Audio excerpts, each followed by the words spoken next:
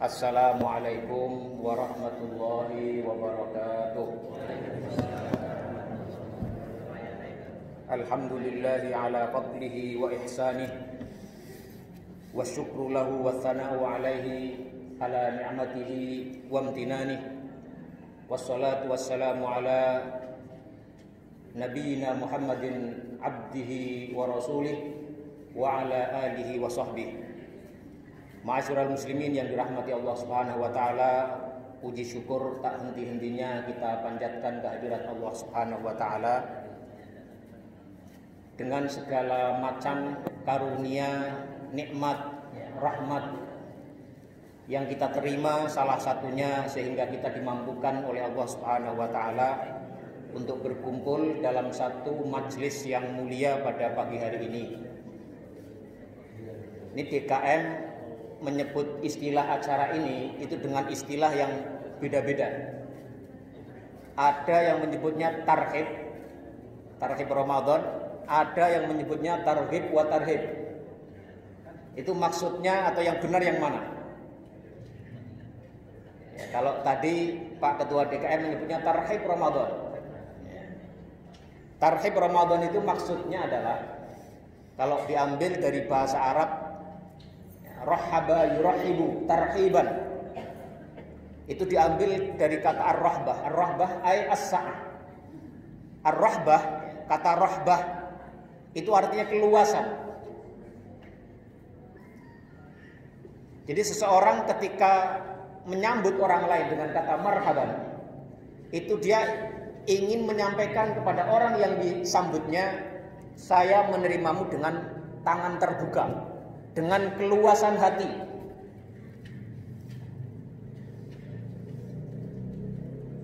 Karena itulah kemudian muncul istilah tarhib Ramadan. Maksudnya adalah kita melakukan satu upaya untuk menyambut kedatangan Ramadan, yang harapannya dengan mengadakan tarhib itu kita diingatkan agar bisa menyambut Ramadan dengan tangan terbuka, dengan hati yang luas, sehingga Ramadan itu sebagai tamu yang sangat istimewa, sebagai tamu yang sangat agung, kita bisa menyambutnya dengan sebaik-baiknya. Dari situlah kemudian muncul istilah tarhib Ramadan. Tapi Bapak pembawa acara tadi menyebutnya kegiatan tarhib wa tarhib. Nah, apa bedanya?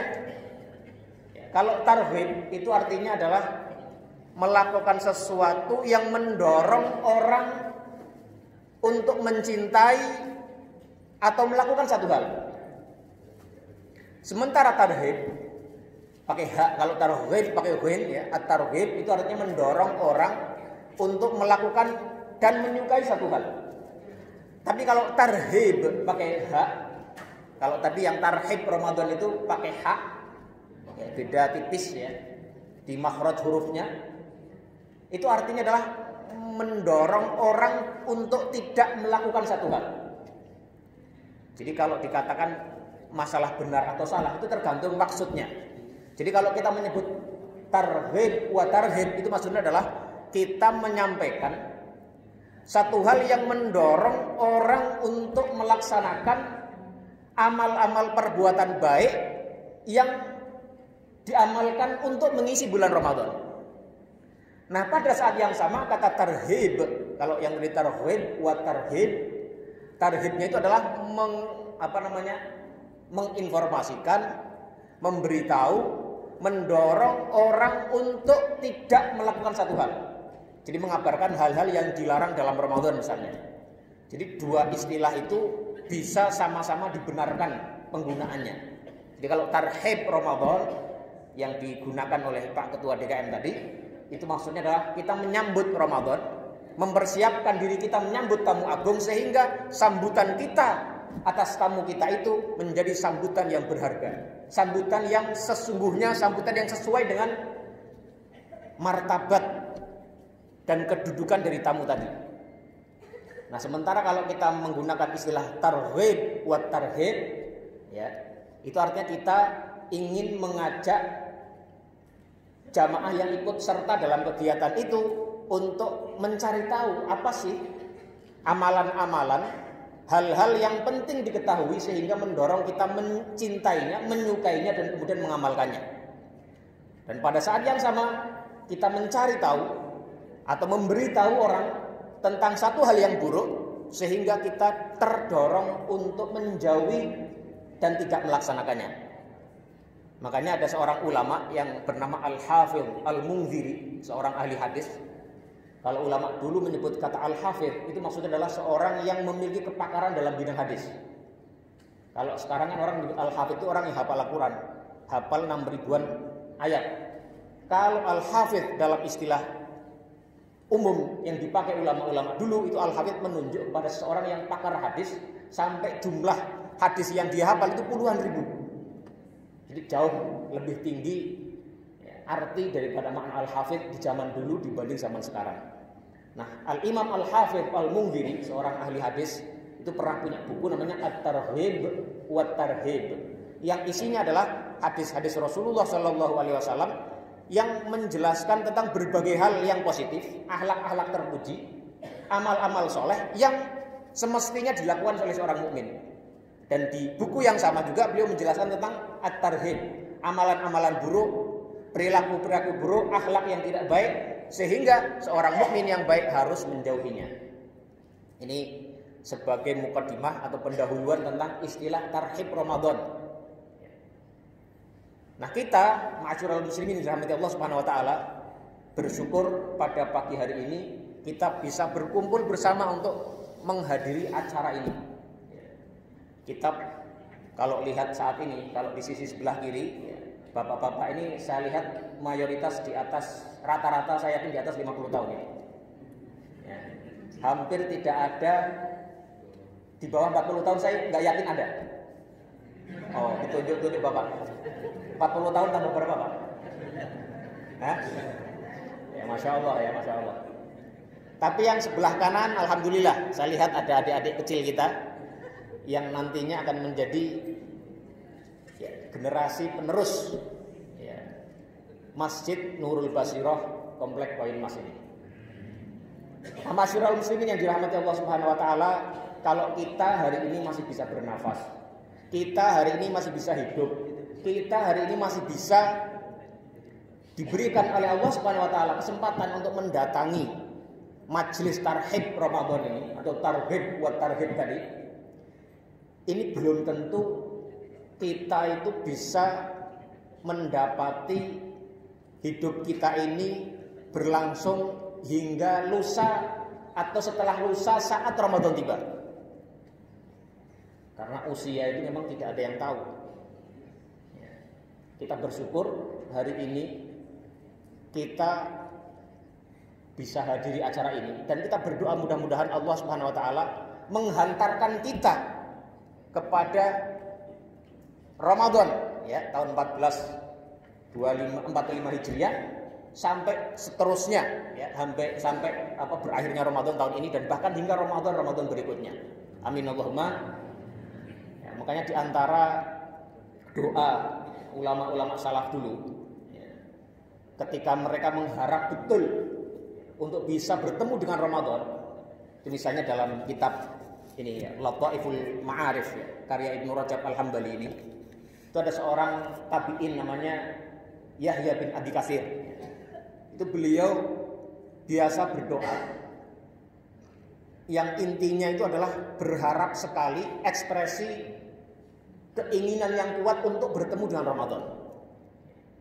Doa beliau adalah Allahumma sallimni ila Ramadana atau salimni li Ramadana wa sallim li Ramadana wa tasallamhu minni mutaqabbalan, yang artinya adalah Allahumma ya Allah salimni, sampaikanlah aku li Ramadana atau ila Ramadana kepada Ramadan, wasallim li dan sampaikanlah pula kepadaku Ramadana, bulan Ramadan.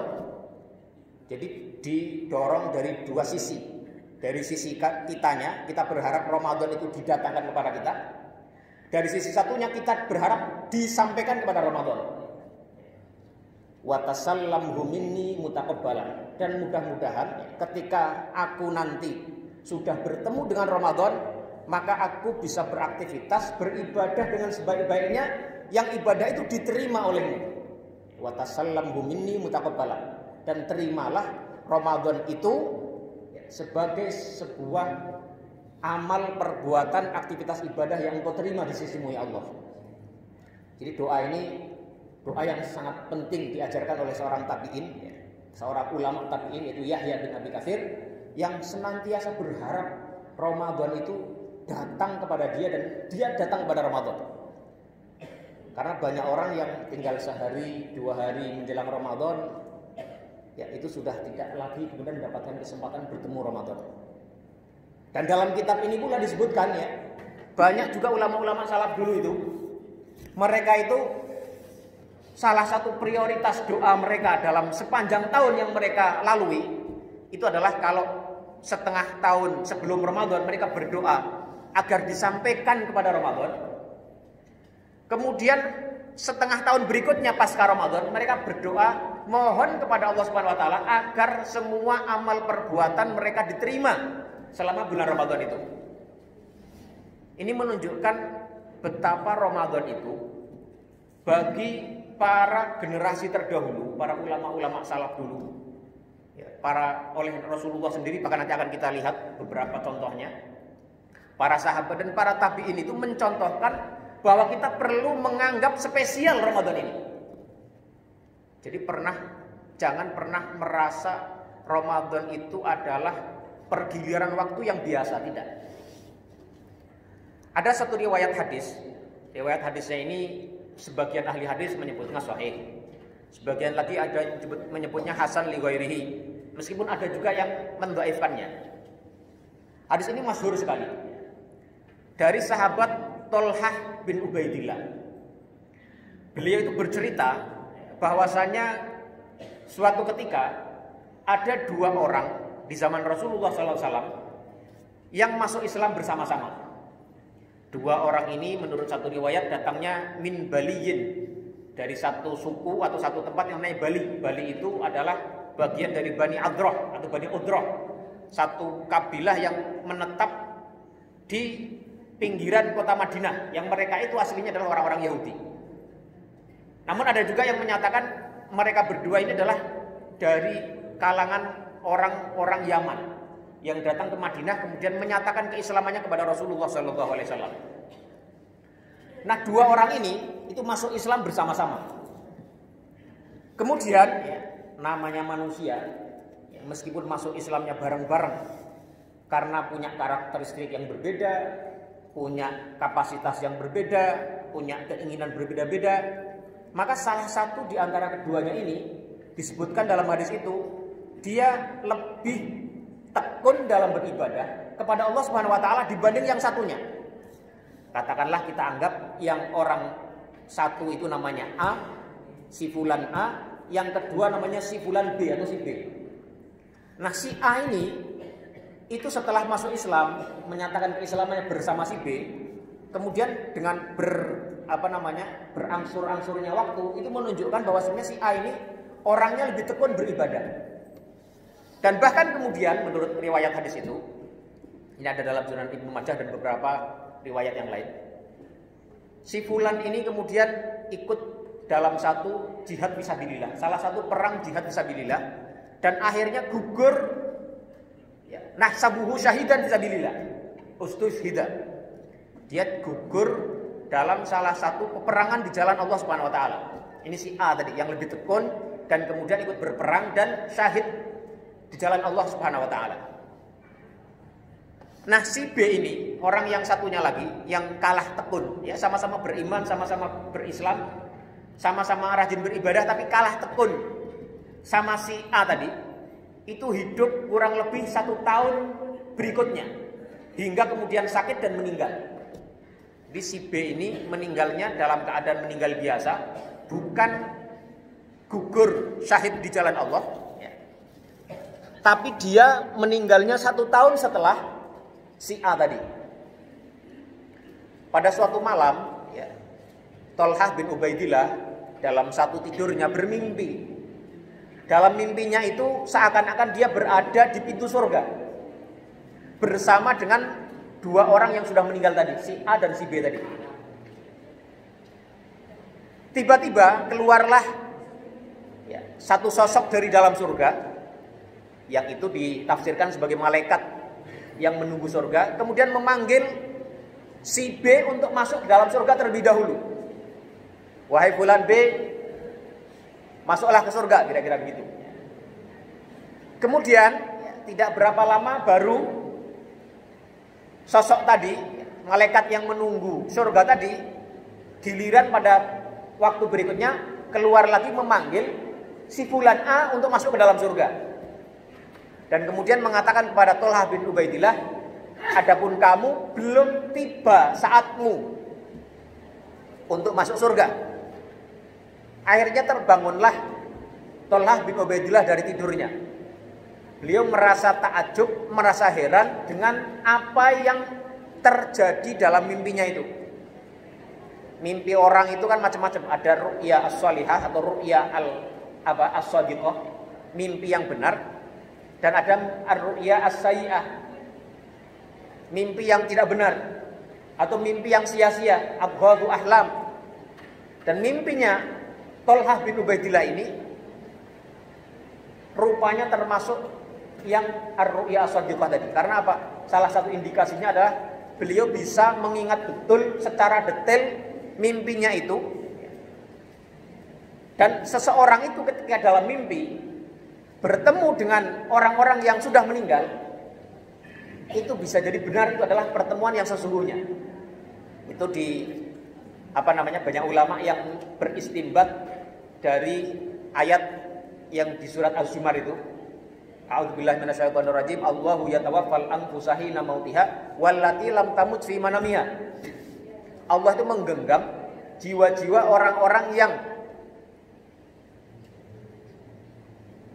saatnya meninggal, sudah wafat, atau orang-orang yang belum tiba wafatnya dalam tidurnya. Jadi nyawa atau jiwa orang yang orang belum mati itu bisa bertemu dengan orang yang sudah mati dalam tidur itu mungkin. Para ulama beristinbat dengan kesimpulan ini diambil dari ayat ini. Nah, kembali ke cerita hadis tadi. Thalhah bin Ubaidillah karena merasa takjub, merasa heran, merasa excited dengan mimpinya tadi itu, akhirnya beliau bercerita kepada sahabat-sahabat yang lain. Akhirnya kisah mimpinya Thalhah bin Ubaidillah itu menyebar di kalangan para sahabat. Dan mereka bertanya-tanya, kok bisa di dalam mimpi itu dijelaskan bahwasanya si fulan A yang lebih tekun beribadah, kemudian gugurnya jihad fisabilillah. Padahal jihad fisabilillah itu adalah dzarwatu sinamil Islam. Puncak dari amal baik dalam Islam itu adalah jihad fisabilillah. Tapi nyatanya dalam mimpi yang dilihat oleh Thalhah bin Ubaidillah itu kok si fulan B yang meninggalnya dalam keadaan wajar, bukan karena jihad fisabilillah, juga tidak lebih tekun ibadahnya dibanding yang A tadi, tapi meninggalnya setahun berikutnya itu masuk surga terlebih dahulu dibanding si fulan A. Akhirnya sampailah cerita itu kepada Rasulullah Sallallahu Alaihi Wasallam, dan Rasulullah SAW kemudian bertanya kepada para sahabat, bertanya kepada Thalhah bin Ubaidillah, atajabuna, apakah kalian merasa heran? Apakah kalian merasa takjub? Apakah kalian bertanya-tanya tentang keadaan dua orang itu? Bagaimana mungkin bisa si fulan si B tadi itu masuk surga terlebih dahulu dibanding si fulan A? Maka kemudian mereka mengatakan, bala ya Rasulullah, betul ya Rasulullah, kami ini kaget, kami ini heran, kami ini bertanya-tanya kok bisa begitu ya Rasulullah. Maka Rasulullah SAW kemudian menjelaskan, bukankah si fulan B itu hidup lebih lama 1 tahun daripada si fulan A? Kemudian dia bertemu dengan Ramadan, dia berpuasa di Ramadan itu, dia beribadah di Ramadan itu, dan dia juga mengisi masa hidupnya yang 1 tahun terakhir itu dengan ibadah, dengan sholat, dengan zakat, dengan macam-macam ibadah. Kalau dalam riwayat tadi disebutkan bahkan dia sholat atau sujud lebih dari 1.600 kali sujud. Ya, kalau dihitung itu kan sehari kira-kira berapa? 17 kali 360 hari itu berapa jumlahnya? Sekitar 1.600 kalau nggak salah ya. Silakan dihitung sendiri nanti. Tapi di riwayat disebutkan itu, ada sebagian riwayat menyebutkan angka itu. Ya. Bukankah si fulan B tadi itu hidup lebih lama 1 tahun dan dia berjumpa dengan Ramadan, yang Ramadan itu tidak dijumpai oleh si fulan A, dan dia puasa di situ dengan puasa yang baik, dia qiyamul lail di situ dengan qiyamul lail yang baik, dan dia juga mengisi masa 1 tahun itu dengan ibadah yang baik.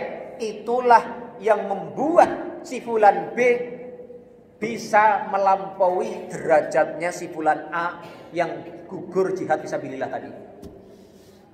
Jadi hadis ini masyarul muslimin rahimakumullah yang pertama menjelaskan tentang keutamaan seseorang yang diberi panjang umur oleh Allah Subhanahu wa taala. Dalam satu hadis disebutkan ya, khairul mar'i atau khairun nasi man tala umruhu wa hasuna amaluhu. Sebaik-baik orang itu adalah yang diberikan umur yang panjang dan diberikan taufik, hidayah dari Allah untuk berbuat baik, mengisi masa-masa umurnya yang panjang itu. Jadi kita ini ya, bapak-bapak di sini yang kelihatan sudah masuk usia-usia semifinal.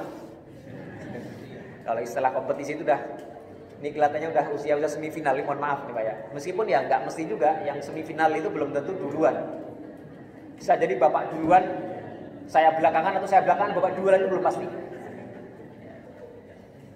Itu merupakan satu fadl, satu karunia dari Allah Subhanahu wa taala yang diberikan kepada kita semua. Saya usia sudah memasuki kira-kira berapa Pak kalau Bapak mengira-kira? 42. Ada yang lain? Ya, saya ya sekitar itulah 44 atau 45. Hampir masuk 45. Ini sudah juga masuk usia-usia yang itu hampir babak semifinal itu kalau dalam hitungan yang wajar. Karena inna a'mara ummati ma baina as-sittin ila sab'in wa aqalluhum man yajuzu dzalik. Umatku itu kata Rasulullah SAW mayoritasnya itu antara range ya, kisarannya itu usianya antara 60 sampai 70 tahun. Wa aqalluhum man yajuzu dzalik, hanya sebagian kecil yang bisa melampaui angka tadi. Jadi kita ini ya, dengan semua ya, khususnya saya ingin bicara dulu dengan yang sisi sebelah sini, yang kalangan semifinalis. Itu kita masih diberikan kesempatan hingga detik ini ya. Kemudian hingga tahun 1445 Hijrah ini, dan kita insya Allah, amin, dalam 2 hari atau 3 hari ke depan berjumpa dengan Ramadan, itu merupakan sebuah rahmat yang sangat mahal sekali yang Allah berikan kepada kita. Jadi kalau kita melihat hadis tadi ya, betapa beda usia 1 tahun kalau bisa diisi dengan amal baik yang baik ya. Bisa diisi dengan perbuatan-perbuatan yang terpuji, dengan amal sholihah, menghindari dosa-dosa besar, itu bisa membuat seseorang derajatnya melampaui dengan lompatan yang jauh dibanding orang-orang yang tidak mendapati Ramadan lebih banyak dari kita. Tapi persoalannya Bapak Ibu sekalian rahimakumullah ya, sebenarnya dalam Islam itu masalahnya bukan masalah kuantitas sebenarnya. Masalahnya adalah masalah kualitas. Sama dengan usia kita dengan usia umat-umat terdahulu, itu urusannya adalah urusan kualitas. Umat-umat terdahulu oleh Allah Subhanahu wa taala diberi usia panjang. Nabi Nuh itu usia dakwahnya saja itu 950 tahun, itu usia dakwahnya. Belum usia biologisnya. Nah, sebutan dakwah beliau itu apa? 1000 tahun illa khamsina ama. 1000 tahun kurang 50 tahun. Artinya 950 tahun itu adalah usia dakwahnya Nabi Nuh. Artinya umat-umat terdahulu Allah berikan keutamaan kepada mereka dengan usia yang panjang. Tetapi umat Rasulullah SAW dengan usia yang rata-rata 60-70 tahun tadi, tapi Allah Subhanahu wa taala memberikan beberapa stasiun-stasiun, tempat-tempat khusus kita untuk berhenti di situ, memanfaatkannya dengan baik sehingga kita bisa melampaui umat-umat yang terdahulu dan bahkan melampaui orang-orang yang tidak mendapati usia lebih panjang dari kita. Maka dari itu kita harus bersyukur dan berdoa kepada Allah Subhanahu wa taala. Mudah-mudahan kita mendapatkan taufik hidayah darinya untuk bisa mengisi sisa usia kita itu dengan amal-amal perbuatan yang diridhoi oleh Allah Subhanahu wa taala. Itu. Ya. Makanya dalam satu ayat Al-Qur'an Allah Subhanahu wa taala berfirman, "Qul bi fadlillahi wa bi rahmatihi fabidzalika falyafrahu huwa khairun mimma yajma'un." Katakanlah wahai Nabi Muhammad, bi fadlillahi, dengan karunia Allah Subhanahu wa taala. Wa rahmatihi, dan rahmat Allah Subhanahu wa taala. Kata karunia Allah dan rahmat Allah ini maknanya bisa umum. Memang ada sebagian ulama yang menyempitkan maknanya kepada Al-Qur'anul Karim. Tapi bisa dimaknai secara umum bahwasanya dengan rahmat Allah Subhanahu wa taala, dengan karunia Allah Subhanahu wa taala, salah satunya dengan Ramadan. Yang sangat penting ini, fabidzalika falyafrahu, maka hendaklah mereka orang-orang yang beriman berbahagia, merasa senang dengan karunia Allah itu. Jadi rasa syukur kita, rasa senang kita, rasa bahagia itu bukan hanya karena sesuatu yang kita capai dalam pekerjaan kita, dalam karir kita. Tapi yang lebih penting adalah kebahagiaan kita, kepuasan diri kita ketika kita mendapati rahmat Allah Subhanahu wa taala, mendapati karunia Allah Subhanahu wa taala. Salah satunya Ramadan 1445 yang insya Allah 3 atau 2 hari lagi akan kita bertemu dengannya. Amin ya rabbal alamin. Ya. Maka dari itu masyarul muslimin yang dirahmati Allah Subhanahu wa taala, salah satu hal penting dalam kita mentarhib menyambut Ramadan itu adalah kita menanamkan dalam diri kita bahwasanya Ramadan itu adalah satu momentum yang sangat istimewa. Satu momentum yang tidak biasa. Tamu yang berbeda dari tamu yang lainnya. Kalau dulu tradisi kita di kampung itu, kalau kita dapat kabar ada saudara kita dari jauh mau datang, itu orang tua kita biasanya bersiap-siap merapikan kamar tidur, ya, membersihkan toilet, menyiapkan sembelihan, ya, nyembelih ayam atau lauk pauk yang enak demi menyambut tamu itu. Nah, kita dengan datangnya Ramadan ini, dengan datangnya bulan yang penuh berkah itu, kita juga perlu yang pertama tadi mempersiapkan diri kita dengan cara memahami dengan benar bahwasanya bulan ini adalah bulan yang penuh rahmat dan maghfirah dari Allah Subhanahu wa taala. Makanya Rasulullah sallallahu alaihi wasallam dalam satu riwayat hadis itu, ketika datang Ramadan, beliau sering berkata kepada para sahabat, "Qad ja'akum Ramadhanu," atau "Atakum Ramadhanu," telah datang kepada kalian Ramadan wahai sahabat-sahabatku. Syahrun mubarakun, yaitu bulan yang penuh berkah. Kata berkah itu artinya adalah sesuatu yang memiliki kebaikan yang konstan, bahkan terus tumbuh dan bertambah, itu namanya barokah. Jadi kalau kita punya harta, meskipun misalnya nominalnya itu kecil, tapi dengan harta itu atau dengan benda itu kita bisa mendapatkan kebaikan yang terus menerus, yang konstan dan bahkan bertambah, itu namanya berkah. Kita diberi berkah. Punya istri cuma satu, masalah. Punya anak cuma satu misalnya. Ibu-ibu udah cemberut aja nih.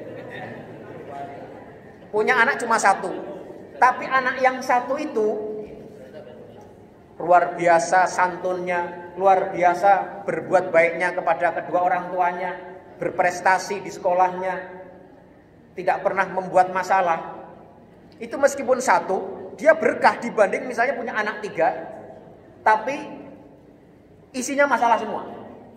Itu artinya berkah sedikit, tapi mendatangkan kebaikan, itu berkah. Apalagi kalau banyak mendatangkan kebaikan, itu lebih berkah lagi. Nah, Ramadan itu disifati oleh Rasulullah SAW sebagai syahrun mubarakun. Atakum Ramadhanu syahrun mubarakun. Telah datang kepada kalian Ramadan, bulan yang penuh keberkahan, penuh kebaikan.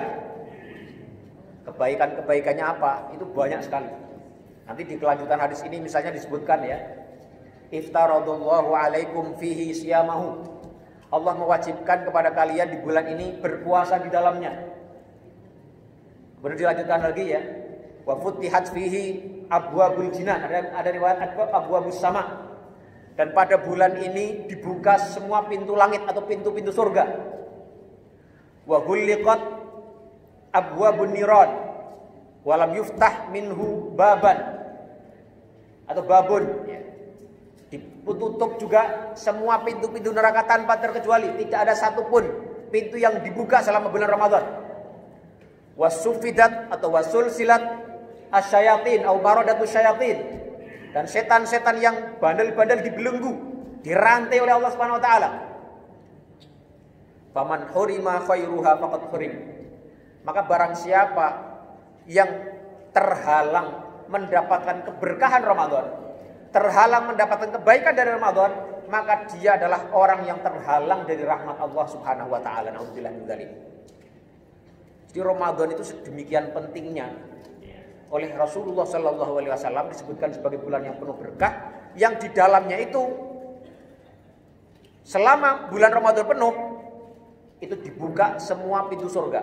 Artinya kesempatan untuk masuk surga itu terbuka lebar sekali selama bulan Ramadan. Dan kesempatan untuk masuk neraka dipersempit oleh Allah Subhanahu wa taala. Wa ghulliqat abwabun niran, dan pintu-pintu neraka ditutup oleh Allah Subhanahu wa taala. Wa suffidat asyayatin, dan setan-setan dibelenggu oleh Allah Subhanahu wa taala. Mungkin ada kita yang bertanya, bagaimana lantas Ustadz atau Pak, kalau setan dibelenggu kok masih ada orang yang suka berbuat maksiat? Ini mau dijawab atau dijawab? Ya, kalau kita mau jawab, itu jawabannya bisa beberapa hal. Tapi yang paling penting itu adalah makna wasufidat asyayatin atau wasul silat asyayatin. Itu yang pertama, ada para ulama yang menafsirkan itu sebagai tamsil, sebagai kiasan, bahwasanya tadi pintu kebaikan itu terbuka lebar, sementara pintu kemaksiatan itu semakin kecil peluangnya. Tidak berarti benar-benar dibelenggu atau diikat. Tapi ada juga penjelasan yang sangat menarik yang lainnya yang mengatakan bahwasanya kita harus memahami hadis ini secara apa adanya. Makna setan-setan itu dibelenggu, itu maksudnya betul-betul ya, setan-setan yang maradatus syayatin itu dibelenggu oleh Allah Subhanahu wa taala. Tapi mengapa masih ada kemaksiatan? Itu karena ya, kemaksiatan itu terjadi bisa dengan sebab dua hal. Yang pertama ada karena pull factor, daya tarik yang dilakukan oleh setan, sebagaimana ketika setan menggoda Nabi Adam mengatakan ini syajaratul khuldi, ini loh pohon yang membawa kamu pada kekekalan di surga. Itu daya tarik, pull factor. Dan itulah yang senantiasa dilakukan oleh setan untuk menggoda manusia. Tsumma la'atiyannahum min baini aydihim wa min khalfihim wa an aymanihim wa an syama'ilihim wa la tajidu aktsarahum syakirin. Ya, setan itu ketika begitu diusir dari surga dia mengatakan tsumma la'atiyannahum, sungguh aku akan mendatangi anak Adam, umat manusia, min baini aydihim, dari arah depan mereka. Kalau Ibnu Abbas dalam Tanwirul Midbas di tafsir Ibnu Abbas mengatakan maksudnya mendatangi dari arah depan itu mereka mengganggu agar manusia itu lupa tentang akhirat, masa depan dia yang sesungguhnya. Wa min khalfihim, dan mendatangi dari arah belakangnya, menggoda manusia dari arah belakang. Maksudnya adalah menarik manusia untuk selalu fokus kepada dunia yang akan ditinggalkan oleh orang itu. Wa an aymanihim, dan dari arah samping mereka senantiasa menggoda manusia untuk enggan berbuat kebaikan. Wa an syama'ilihim, dan senantiasa menarik-narik orang untuk berbuat keburukan. Wala tajidu aktsarahum syakirin, sehingga kemudian mereka tidak menjadi orang-orang yang bersyukur. Jadi setan itu begitu, dari segala arah itu menggoda manusia, dari depan, dari belakang, dari kanan, dari kiri. Pertanyaannya mengapa tidak dari atas dan dari bawah? Karena atas itu simbol arah daripada taufik dari Allah Subhanahu wa taala, bawah itu adalah tempat kita sujud kepada Allah Subhanahu wa taala. Jadi kembali ke pertanyaan tadi, ini pull factornya, daya tarik dari setan. Tapi pada sisi yang lain manusia itu punya push factor untuk melakukan kejahatan. Jadi ibarat setan pun nggak ada, itu manusia itu sudah dalam dirinya built-in satu karakter yang bisa membawa dia kepada kebaikan dan keburukan. Fa'alhamaha fujuraha wa taqwaha. Jadi manusia itu ketika diciptakan oleh Allah Subhanahu wa taala, di dalam diri manusia sudah diilhamkan, sudah ditaruh ya, potensi berbuat baik dan sekaligus potensi berbuat buruk. Nah, jadi kalau di bulan Ramadan ketika setan-setan sudah dibelenggu, kemudian ternyata ada orang yang berbuat maksiat, itu artinya maksiatnya sudah kategori yang mengkhawatirkan sekali. Karena tidak ada push factor, tidak ada daya tarik, yang ada daya dorong dia, artinya dalam dirinya itu sudah bermasalah dengan permasalahan yang besar. Jadi makanya ada saya pernah membaca satu artikel dalam bahasa Arab itu yang berjudul Iktashif Nafsaka fi Ramadan. Temukanlah jati dirimu dalam Ramadan. Itu dia menjelaskan begini, ketika setan-setan dibelenggu, kemudian kita diberikan oleh Allah Subhanahu wa taala peluang kebaikan yang besar dan ditutup peluang keburukan yang sangat sempit sekali. Kalau kita masih berbuat jahat di situ, itu artinya diri kita, jiwa kita itu perlu pengobatan yang akut. Ini perlu udah dalam tahap penyakit yang akut. Harus segera dibawa ke dokter jiwa dalam tanda kutip.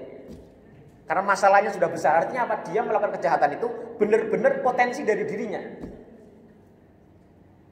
Sebaliknya, kalau orang itu bisa berbuat baik selama bulan Ramadan, itu artinya dia, orang ini pada dasarnya memiliki kemampuan untuk melakukan kebaikan itu, yang itu bisa dia lakukan di hari-hari lainnya.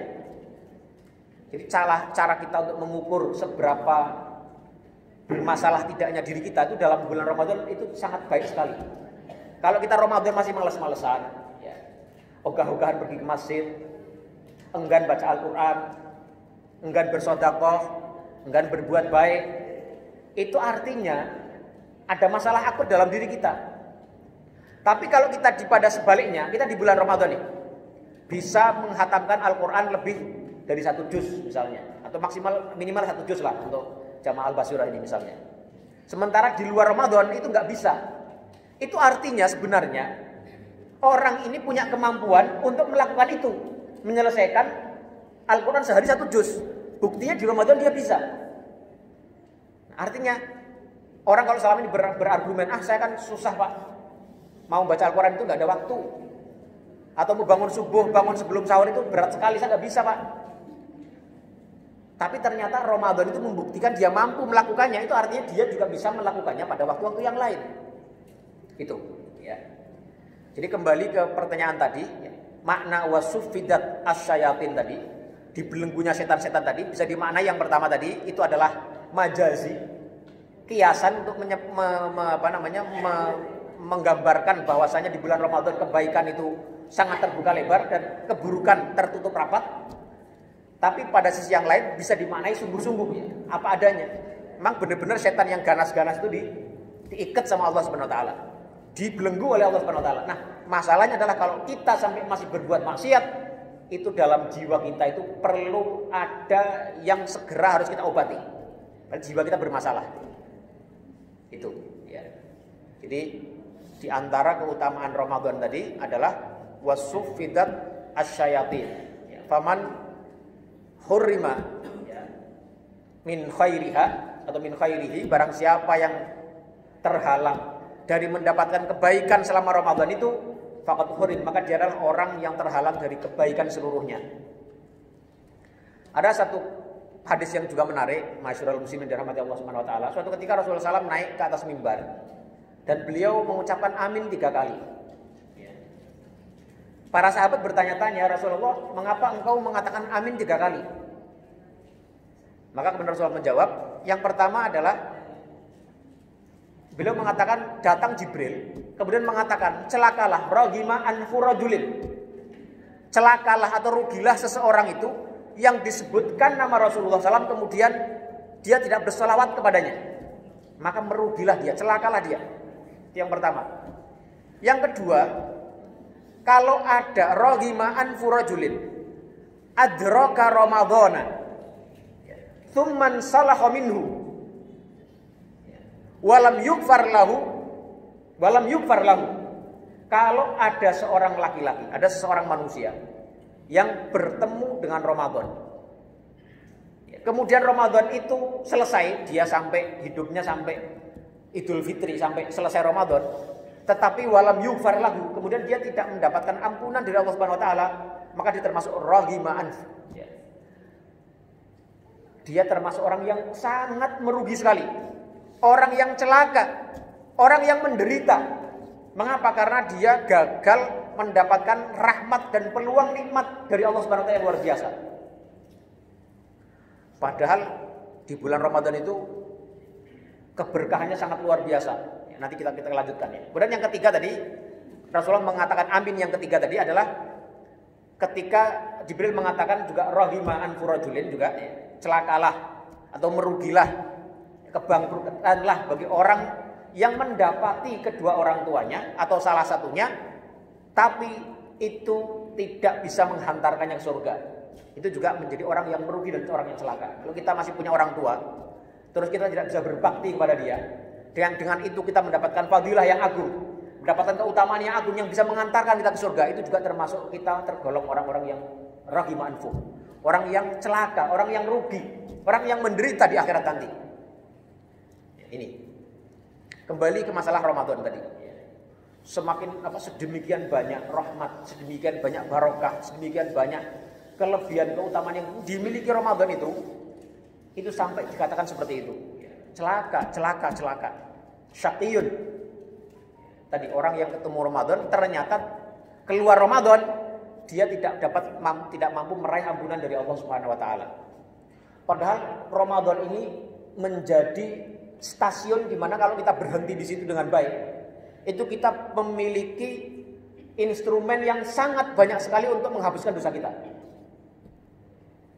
Kalau ada satu riwayat itu Rasulullah bersabda itu kan, as-salawatul khamsu wal jum'ah ilal jum'ah wa ramadan ila ramadan kafaratun lima bainahunna idza ujtunibat al-kaba'ir. Antara satu sholat dengan sholat yang lainnya, dari sholat asar ke maghrib, maghrib ke isya, isya ke subuh, subuh ke zuhur, itu adalah proses penyucian diri seseorang di hadapan Allah Subhanahu wa taala atas dosa-dosanya. Terus begitu.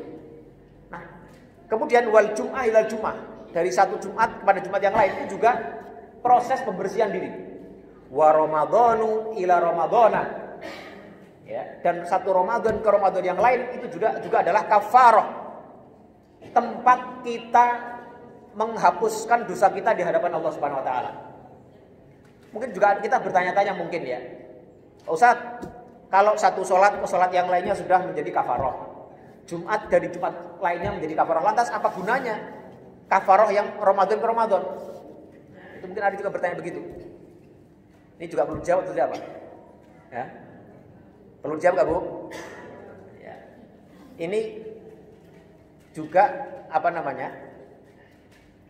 sholat kita itu dalam satu riwayat Rasulullah itu pernah bersabda, orang itu sholat, ya, itu dia keluar atau selesai dari sholatnya, itu ada yang hanya mendapatkan 1/5-nya dari pahala yang seharusnya dia bisa dapat. Ada yang mendapatkan 1/3-nya, ada yang mendapat 1/4-nya dan seterusnya. Tergantung kualitas daripada amal solehnya itu. Jadi kalau kita sholat 5 waktu ya, dalam sehari, yang tadi disebutkan adalah kafarah, tempat kita mensucikan diri dari dosa itu tergantung dengan kualitas sholat kita. Ada dosa-dosa mungkin yang sholatnya kita itu sholat cepet-cepet bisa terhapus. Ada yang sholatnya nggak jamaah pun mungkin masih bisa terhapus. Tapi ada juga dosa-dosa yang hanya bisa dihapus dengan sholat berjamaah. Atau ada sholat yang dosa, kesalahan yang bisa dihapus hanya dengan sholat jamaah yang dengan khusyuk sekali. Mungkin ada juga dosa-dosa yang tidak dihapus dengan sholat 5 waktu. kemudian menjadi bagiannya Jumat ke Jumat berikutnya.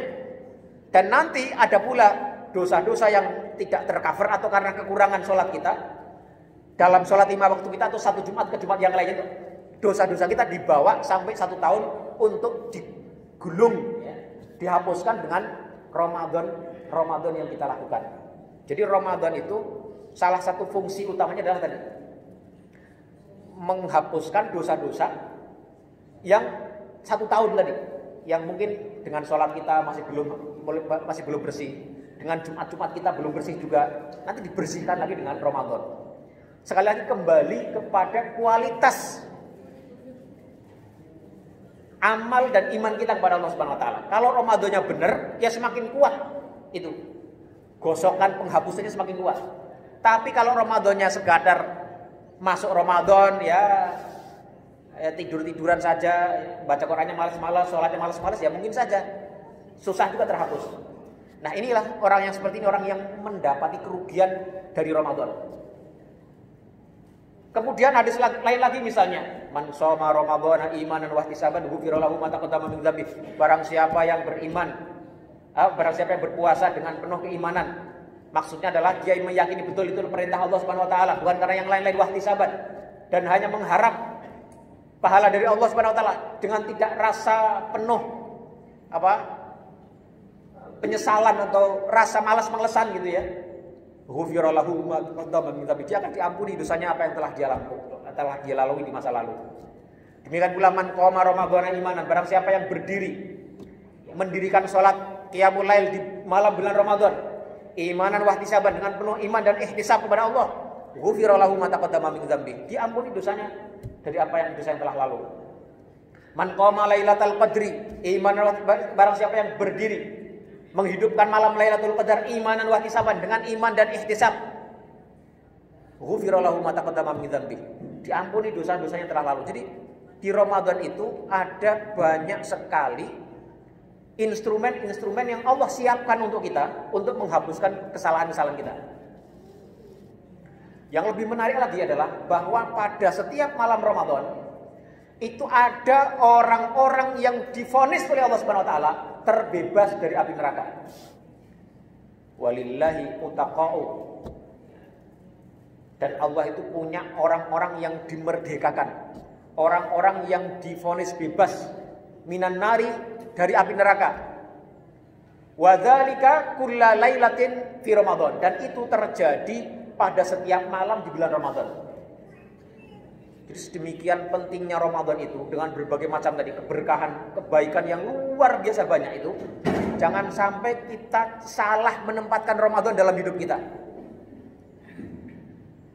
Kalau kita misalnya ya ibu-ibu ini khususnya kalau melihat pengumuman diskon 25% peralatan dapur di apa misalnya mall apa gitu, itu pasti tergerak. Wah, ini lumayan ini diskon 25%. Kalau belinya 2 berarti artinya seakan-akan 50%. Itu diskon saja kadang-kadang sudah membuat kita tertarik untuk satu hal.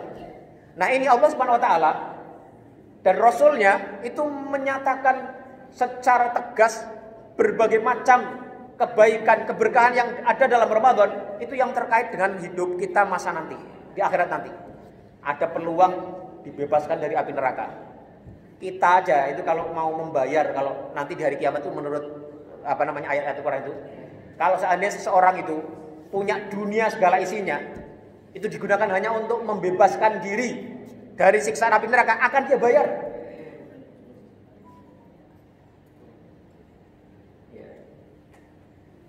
Seseorang itu yang nanti kalau dia sudah ketemu itu nasib dia di neraka, naudzubillah min dzalik, dia itu berangan-angan seandainya pun dia punya dunia dengan segala isinya, dia pasti ingin sekali membayar siksa itu agar dia selamat dari siksa itu dengan apa yang dia miliki. Tapi itu tidak artinya. Nah, ini kita tahun ini dalam waktu beberapa hari lagi insya Allah kita akan didatangkan satu masa, satu kesempatan di mana di situ Allah Subhanahu wa taala Melalui Rasul menyatakan walillahi utaqo, pada setiap Allah itu akan punya orang-orang yang divonis bebas dari neraka. Wa dzalika kulla lailatin fi Ramadan. Dan itu terjadi pada setiap malam di bulan Ramadan. Jadi kita bisa bayangkan kalau kita misalnya suatu ketika Ramadan ini beribadah dengan optimal, dengan maksimal, apalagi yang sudah usia semifinal ini, ya. Itu kalau kita ternyata kemudian mendapat rahmat Allah, termasuk dalam list daftar orang yang dibebaskan dari api neraka pada malam 3 Ramadan, Pak Jeffrey misalnya. Oh, amin. Itu luar biasa sekali. Ya. Nah, ini kita perlu tegaskan agar kita paham betul sedemikian besarnya nilai Ramadan itu, sedemikian dahsyatnya Ramadan itu, sehingga kita jangan pernah menyepelekan Ramadan itu. Jangan Ramadan datang dan pergi sebagaimana bulan-bulan yang lainnya. Makanya tadi para ulama salaf tadi itu betul-betul memperhatikan Ramadan. Salah satu prioritas doa mereka tadi, setengah tahun sebelum Ramadan berdoa agar disampaikan pada Ramadan. Setengah tahun berikutnya berdoa agar amalan Ramadan itu diterima oleh Allah Subhanahu wa taala. Karena orientasi mereka adalah orientasi akhirat. Orientasi beribadah kepada Allah Subhanahu wa taala. Ini mukadimah kajian kita pada pagi hari ini. Ya. Nama Asyilal Muslimin rahimakumullah, kalau kita lihat Ramadan ini, setelah kita paham betul ya, Ramadan itu sangat berarti dalam hidup kita, sangat berharga dalam kita mengabdi beribadah kepada Allah Subhanahu wa taala. Yang kedua tadi, kita menanamkan dalam diri kita jangan sampai kita menjadi orang yang merugi dalam Ramadan. Itu harus kita tanamkan. Kalau tahun-tahun sebelumnya misalnya kita merasa tidak optimal, tidak maksimal, tahun ini saya buat resolusi. Tahun ini saya tidak boleh masuk dalam kelompok orang yang merugi, orang yang menderita, orang yang celaka karena tidak mendapatkan ampunan Ramadan. Caranya 1, 2, 3, 4, 5, saya harus melakukan ini. Itu harus kita ikrarkan dalam hati kita. Nama Asyilal Muslimin rahimakumullah, ada banyak sekali ya, ibadah-ibadah yang spesial dengan Ramadan.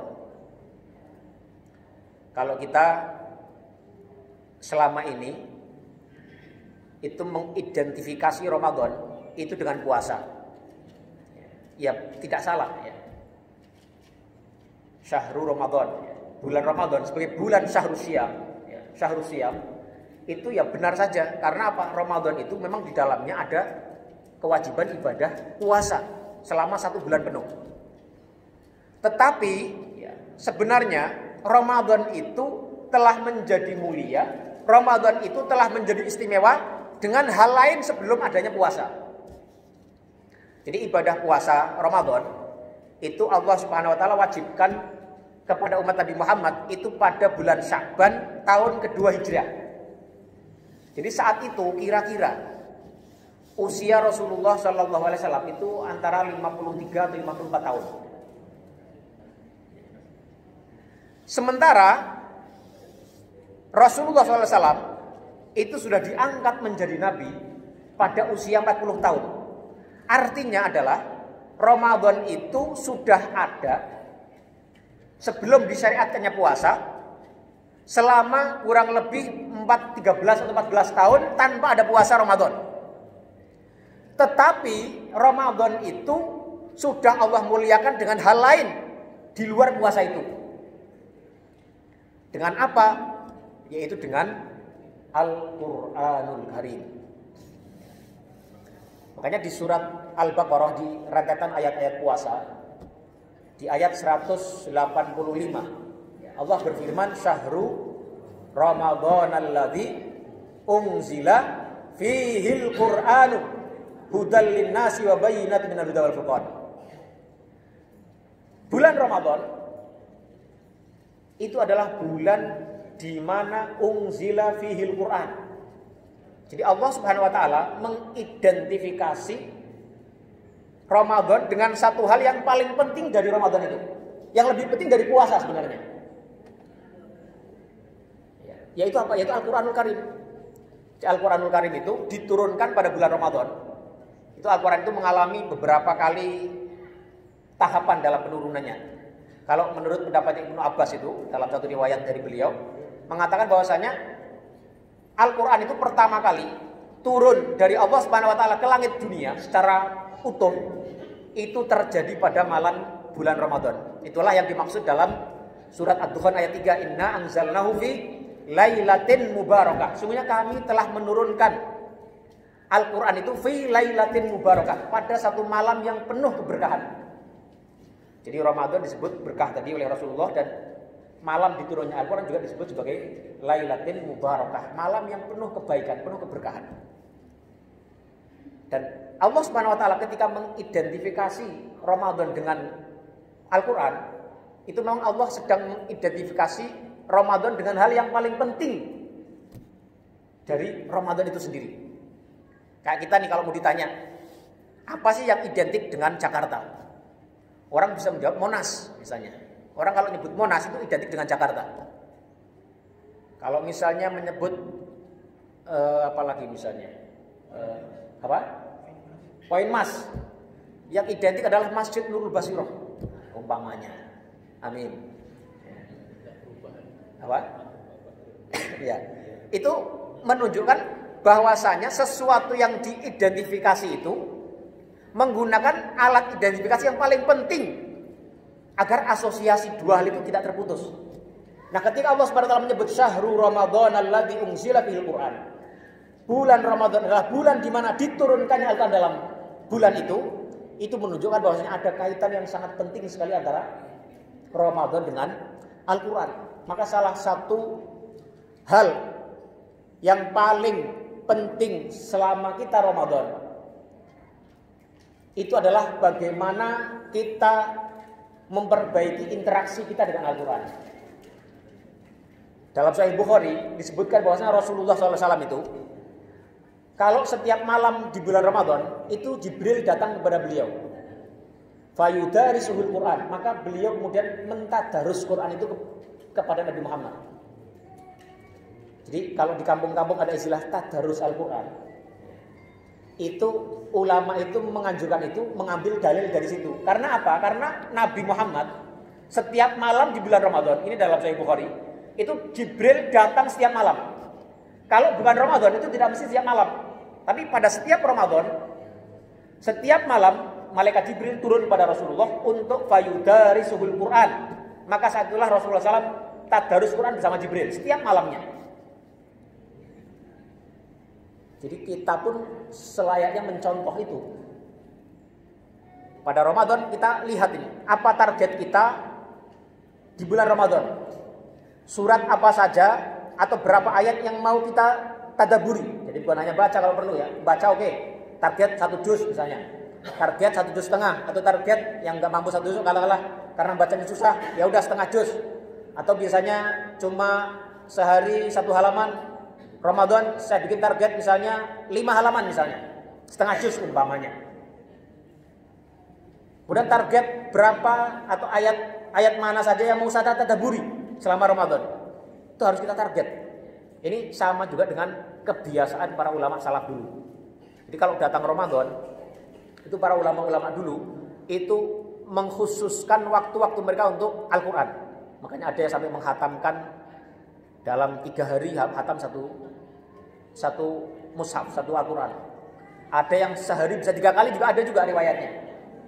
Jadi saking demikian pentingnya Al-Quran dalam Ramadan, itu interaksi yang paling penting yang perlu kita bangun selama Ramadan adalah bagaimana kita meningkatkan dan memperbaiki kualitas interaksi kita dengan Ramadan. Dengan Al-Quran, dengan Al-Quran. Mulai dari membacanya, mentadaburinya, memahami maknanya, dan kemudian juga berupaya untuk mengamalkan isinya. Makanya ada sebagian ulama itu yang berpendapat, mengapa selama Ramadan itu biasanya imam-imam itu membaca Al-Quran lebih panjang dibanding yang lainnya. Itu karena li'ajli istima'il Quran fihi. Adalah untuk memberi kesempatan kepada jamaah sholat itu untuk lebih banyak mendengarkan Al-Quran dibanding waktu-waktu lainnya. Ini pendapatnya Ibnu Taimiyah. Jadi sunnahnya itu ya begitu. Memang Ramadan itu ya kesempatan orang untuk memperbanyak membaca dan juga mendengar Al-Quran. Termasuk sholat tarawehnya pun, sholat qiyam Ramadannya pun, di situ biasanya bacaan Al-Quran lebih panjang dibanding sholat-sholat yang biasanya. Atau paling enggak kalau ukurannya sama, dia rakaatnya banyak. Jadi kesempatan mendengar Al-Quran itu menjadi kesempatan yang sangat terbuka sekali bagi kita untuk bercengkrama dengan Allah Subhanahu wa taala melalui Al-Qur'anul Karim. Nama Masyarul muslimin yang dirahmati Allah Subhanahu wa taala, kita itu Al-Qur'an ini sebagai wahana kita berinteraksi dengan Allah Subhanahu wa taala. Dalam satu riwayat Rasulullah mengatakan, "Inna hadzal Qur'ana sababun tarfuhu biyadillahi wa tarfuhu biaidikum." Al-Qur'anul Karim ini itu adalah ibarat seutas tali, kata Rasulullah. Sababun tarfuhu biyadillah, satu ujungnya dari dua ujung tali itu berada di tangan Allah Subhanahu wa taala. Wa tarfuhu biaidikum fatamassaku bihi, dan satu ujungnya lagi adalah ada di tangan kita semuanya. Jadi kita kalau mau nggak lepas hubungan kita dengan Allah, ya berpegangan dengan Al-Quran itu sebagai tali yang menghubungkan kita langsung kepada Allah Subhanahu wa taala. Fatamassaku bihi, maka berpeganglah erat-erat kalian dengan tali itu. Jadi jangan pernah kita tinggalkan Al-Quran, ya Bapak Ibu ya. Ingat, salah satu amal terbaik selama Ramadan itu adalah membaca, mentadaburi, memahami, dan berupaya mengamalkan isi Al-Quran. Rasulullah setiap malam bertemu dengan Jibril, tadarus Al-Quran. Al-Quran sendiri juga diturunkan oleh Allah Subhanahu wa taala, gelondongan penuh itu dari Allah kepada Baitul Izzah langit dunia juga di malam bulan Ramadan. Kemudian juga Al-Quran pertama kali diwahyukan oleh Allah kepada Nabi Muhammad melalui malaikat Jibril juga pada malam bulan Ramadan. Jadi ada korelasi yang sangat kuat sekali antara Ramadan dengan Al-Quran. Ini satu amalan pertama yang terkait dengan ibadah-ibadah di bulan Ramadan. Kemudian yang kedua, kita masuk ke dalam puasa itu sendiri. Ini tentu semua orang paham, mulai dari yang kecil sampai dewasa, paham betul bahwasanya Ramadan itu ya saatnya orang berpuasa. Tetapi ingat tadi ya, bahwasanya puasa itu baru diwajibkan pada tahun kedua Hijrah. Sementara Al-Quran sudah turun 13 tahun sebelumnya di malam bulan Ramadan. Nah, puasa ini adalah sebuah amal yang sangat istimewa sekali.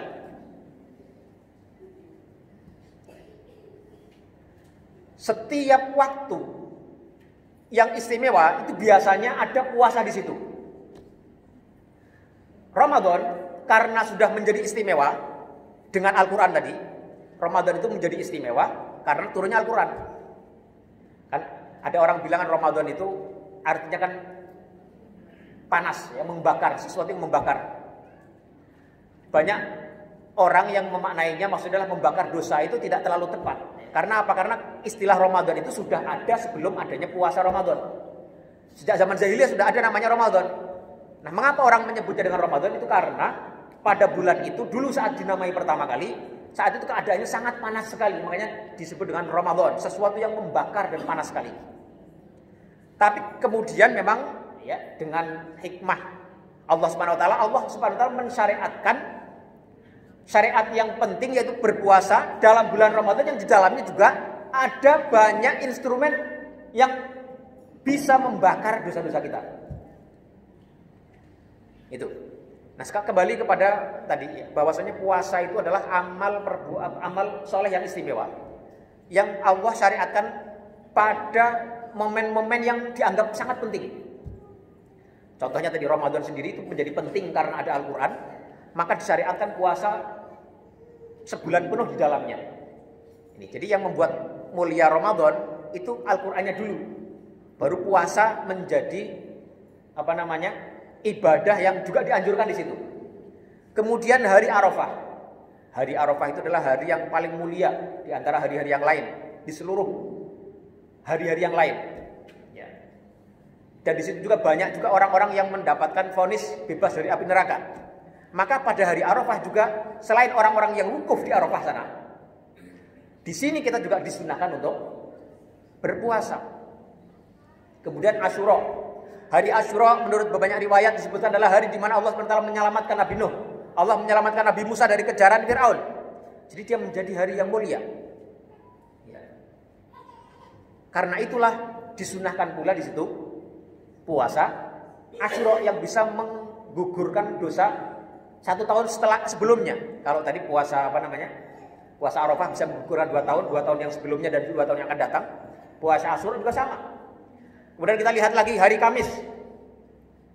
Hari Kamis itu kata Rasulullah adalah hari di mana Allah Subhanahu wa taala mengangkat laporan amal pekanan seseorang. Karena pentingnya hari Kamis, tempat di mana malaikat naik kepada Allah Subhanahu wa taala melaporkan amal perbuatan seseorang pada hari itu, maka juga disunahkan berpuasa pada hari Kamis. Puasa Senin. Mengapa ada sunnah puasa Senin? Rasulullah SAW pernah ditanya oleh para sahabat, ya Rasulullah, mengapa aku puasa Senin? Ada dalam Sahih Bukhari. Beliau mengatakan, zaka yaumun, hari itu, zaka yaumun itulah hari wulidtu fihi, hari di mana aku dilahirkan. Wa bu'istu au unzala alayya fihi, dan pada hari Senin pula lah pertama kali aku mendapatkan wahyu dari Allah SWT, atau pertama kali aku diangkat sebagai seorang nabi dan sebagai seorang rasul. Jadi hari Senin itu penting maknanya, karena itu diisi di situ ada puasa sunnah di situ. Jadi puasa itu sekali lagi adalah ibadah yang istimewa, yang Allah SWT banyak syariatkan dalam sejumlah waktu-waktu yang istimewa. Maka ketemu antara syaraful amal dengan syaraful zaman. Kemuliaannya satu amal yang istimewa dengan masa-masa waktu-waktu yang sangat istimewa juga. Ini. Ya. Dan karena itu Allah Subhanahu wa taala mewajibkan puasa Ramadan, puasa di bulan Ramadan itu karena itu. Ya. Memang Ramadan itu waktu yang istimewa, diwarnai atau diisi dengan amal baik yang istimewa pula, yaitu puasa Ramadan. Nah, Ramadan ini juga masyarakat muslimin yang dirahmati Allah Subhanahu wa taala. Ya. Rasulullah SAW itu pernah menyampaikan satu riwayat, ya, hadisnya hadis qudsi, bahwasanya Allah SWT berfirman, kullu amal ibni Adam lahu. Setiap amal perbuatan anak Adam itu adalah miliknya. Illa siyama atau illa saum fa innahu li wa ana ajzibihi. Puasa itu adalah khusus untukku dan akulah yang akan memberikan ganjaran kepada orang yang berpuasa itu. Dalam riwayat lain ada juga riwayat yang menyebutkan bahwasanya kullu hasanatin bi asyri amsalihha. Setiap amal baik itu dilipat gandakan hingga 10 kali. Illa siyama, kecuali puasa. Fa innahu li tadi dilipatkan gandakan 10 kali ila sab'imi'ati dhifin, sampai 700 kali lipat. Illa siyam, kecuali puasa, fa innahu li wa ana ajzibi. Tapi beda dengan puasa. Puasa itu adalah li, khusus untukku, wa ana ajzibi, dan akulah yang akan secara khusus memberikan ganjaran kepada orang yang berpuasa. Mungkin pertanyaannya kita adalah, apa istimewanya puasa itu? Kalau kita bertanya, apakah dengan ini kemudian puasa menjadi ibadah yang paling utama dalam Islam? Jawabannya tentu tidak. Karena apa? Ada banyak hadis-hadis yang lain yang menjelaskan puasa bukan amal yang paling utama. Yang disebutkan misalnya sholat, itu disebut amalan yang paling utama. Ya. Yang paling pertama kali dihisab itu adalah sholat. Atau darwatu sinamil Islam adalah jihad. Jadi puasa itu tidak bisa dikatakan sebagai amal perbuatan yang terbaik di sisi Allah SWT, tidak. Tapi dia memiliki keistimewaan khusus yang tidak dimiliki amal-amal perbuatan amal soleh yang lain. Ada yang benar menjawab, ada di antara para ulama memberikan penjelasan bahwasanya puasa itu istimewa dan Allah mengatakan fa innahu li wa ana ajzibi. Akulah yang akan khusus memberikan balasan itu, karena puasa itu menurut mereka, menurut ulama ini mengatakan karena puasa itu nanti di akhirat adalah akan Allah khususkan kepada hamba-hambanya dan tidak bisa digunakan untuk menggantikan kafaroh atas kejahatan dia kepada orang lain. Jadi kita itu Pak, Ibu ya, berbuat baik, berbuat jahat itu nanti ada perhitungannya di hari kiamat. Kalau kita belum pernah minta ampun sama Allah, atau kalau perbuatan jahat kita itu kita lakukan terhadap orang lain, ya, pada orang di sekitar kita, itu nanti dihisab sama Allah. Kalau sampai kemudian kita tidak bisa mendapatkan pengampunan, maka untuk menggantikan perbuatan buruk kita itu diambilkan dari amal perbuatan baik kita. Dikurangi. Jadi kalau kita berbuat baik tapi masih berbuat buruk, itu nanti ya itu khawatirnya amal baik kita akan dikurangi terus. Nah, menurut pendapat ulama ini, kecuali puasa itu tidak akan diambil oleh Allah untuk menggantikan keburukan yang pernah dilakukan. Dan pendapat ini oleh Imam Al-Qurtubi, itu beliau pernah mengatakan, saya ini, kata beliau, sudah menganggap ini sebagai sebuah penjelasan yang terbaik. Menganggapnya penjelasan yang meyakinkan, yang menjawab persoalan ini. Tapi kemudian ternyata ada hadis yang menggugurkan asumsi ini atau kesimpulan ini, yaitu adanya hadis Rasulullah SAW itu, ya, atadruna bal muflis. Tahukah kalian wahai sahabatku siapa orang yang bangkrut itu? Orang yang bangkrut adalah orang yang datang kepada Allah di hari kiamat dengan sholat, dengan puasa, dengan amal soleh dia. Tapi meskipun demikian, dia juga datang dengan berbagai macam kesalahan manusiawi dia kepada orang lain. Wa ya'ti wa qad syatama hadza wa akala mal hadza, dia datang telah pernah mencela orang, menggibah orang, mengambil harta orang tidak dengan hak, mencaci maki orang, menyakiti orang. Fayu'ta hadza min hasanatihi wa hadza min hasanatihi. Maka diambillah untuk menjadi ganti dari keburukan tadi, kebaikan sholatnya tadi, kebaikan puasanya tadi, untuk sampai impas antara kebaikan dengan keburukan yang pernah dilakukan. Nah, Imam Al-Qurtubi kemudian mengatakan, ternyata dengan hadis ini kemudian penjelasan bahwasanya puasa yang Allah maksudkan dalam hadis kutsinya fa innahu li wa ana ajibi itu tidak bisa dijelaskan dengan cara ini. Maka kemudian ada penjelasan lain yang lebih memuaskan, yang lebih kuat argumentasinya adalah yang pertama, bahwasanya puasa itu mengapa Allah katakan sebagai fa innahu li wa ana ajibi? Karena puasa itu adalah ibadah yang paling kecil berpotensi menarik seseorang pada riya. Jadi kalau kita puasa, itu jarang sekali orang itu berpuasa karena riya. Kalau sholat mungkin kelihatan ya, oh biar kelihatan soleh, sholat, lamain berdirinya gitu ya. Atau haji, wah biar keren ya, biar disebut Bu Hajah, ya, biar bisa disebut Pak Haji, saya harus haji tahun ini. Kalau enggak saya malu. Masa sudah jadi direktur di kantor kok saya enggak jadi haji, kan malu. Nah, umpama gitu. Nah itu hal-hal ibadah-ibadah yang lain, atau sedekah, nulis buku sumbangan. Wah ini di atas saya 200.000. Kalau saya 100.000, wah kayaknya masa sih di atas saya ini kayaknya kan karirnya nggak sebagus saya, masa sih ya. Wah atau begitu. Nah itu hal-hal seperti itu sangat besar sekali potensinya mengenai ibadah-ibadah selain puasa. Tetapi puasa itu berbeda, dia relatif paling kecil potensi masuknya riya di dalam ibadah itu. Karena itulah Allah Subhanahu wa taala mengatakan fa innahu li wa ana ajibi. Dia adalah ibadah yang khusus untukku, yang para hambaku itu beribadah puasa itu hanya untukku. Ini dibuktikan dengan kita yang puasa ini. Kita ini kan puasa, gitu. Orang nggak melihat sama sekali. Kita masuk kamar mandi, kumur-kumur. Kalau kita itu nggak takut sama Allah, ya sedikit lagi ya. Kita kumur-kumur. Kalau kita nggak takut sama Allah, bukan karena Allah, itu yang masuk 3 kali cidukan, yang keluar sekali cidukan. Atau kita dorong-dorong dikit biar tenggorokan, biar dingin, biar adem. Nah, tapi karena kita takut kepada Allah, hanya karena Allah sajalah kita berpuasa, kita menjauhi segala larangan itu demi untuk mendapatkan ridho. Karena itulah Allah Subhanahu wa taala mengatakan as-saumu li wa ana ajibi. Puasa itu adalah khusus untukku dan akulah yang akan mengganjar dengan ganjaran yang tidak ada perhitungannya. Ya, itu sama dengan sabar. Innama yuwaffas sabiruna ajrahum bighairi hisab. Sabar itu tidak ada ganjarannya yang dapat diukur atau ditimbang atau dihitung-hitung. Dan puasa adalah kesabaran, karena puasa itu mengumpulkan juga kesabaran sekaligus.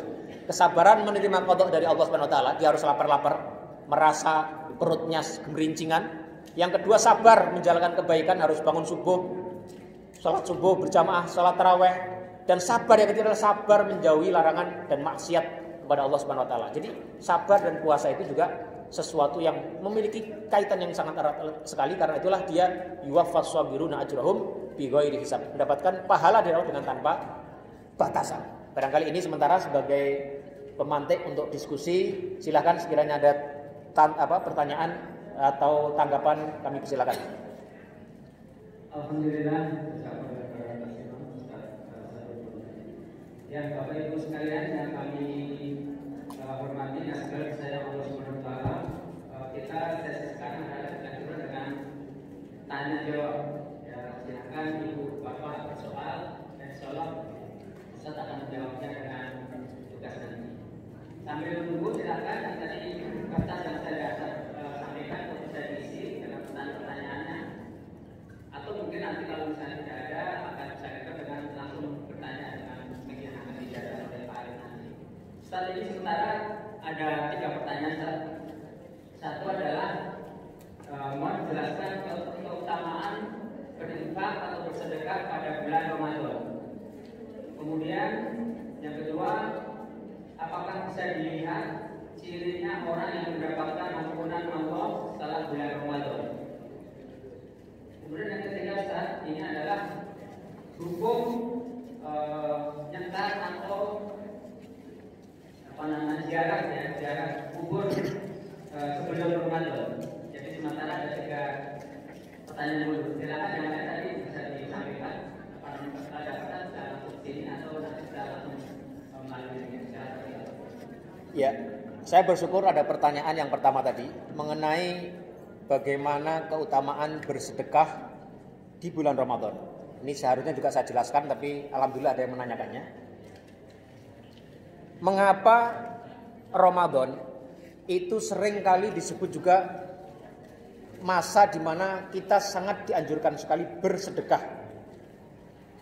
Rasulullah SAW dijelaskan dalam Sahih Bukhari itu, beliau disebut sebagai ajwadun nas. Di muka bumi ini tidak ada orang yang lebih dermawan daripada Rasulullah SAW. Wa kana ajwadan nasi wa ajwaduhu fi Ramadan. Nabi itu adalah orang yang paling dermawan, dan kedermawanan beliau itu berlipat ganda ketika masuk ke dalam bulan Ramadan. Artinya apa? Artinya Ramadan itu menjadi momentum yang mengubah, membedakan kedermawanan Nabi Muhammad SAW dari bulan-bulan lainnya. Dan dari sini pula kita bisa mengambil kesimpulan bahwasanya memang bulan Ramadan itu menjadi salah satu bulan di mana kita menunjukkan peningkatan kedermawanan kita kepada orang lain. Ya. Jadi sekali lagi, kedermawanan di bulan Ramadan atau sedekah di bulan Ramadan itu memiliki keutamaan yang luar biasa dibanding hari-hari lainnya, sebagaimana dicontohkan oleh Rasulullah SAW. Kemudian ya, para ulama juga menjelaskan, diantaranya ini ya, Al-Imam Ibnu Rajab Al-Hambali, beliau menjelaskan beberapa alasan mengapa kemudian al-jud, ya, kedermawanan, memberi, berinfak, bersedekah itu sangat dianjurkan pada bulan Ramadan. Itu yang pertama adalah karena syarafuz zaman, kemuliaan waktu. Tadi sudah kita jelaskan bahwasanya Ramadan itu menjadi mulia. Ya, tadi dengan Ramadan, dengan Al-Quran, jadi istimewa dengan berbagai macam hal. Karena itulah setiap sesuatu yang istimewa, sesuatu yang berbeda itu membedakan pula amalan perbuatan yang sama yang dilakukan pada waktu itu. Jadi sholatnya sama, ibadahnya sama, tapi waktunya beda, bisa membuat beda hasilnya, bisa membuat beda balasannya di sisi Allah Subhanahu wa taala. Itu yang pertama. Jadi karena syarafuz zaman itu, karena perbedaan kualitas waktu itu membuat kita banyak berinfak di bulan Ramadan itu bisa meningkatkan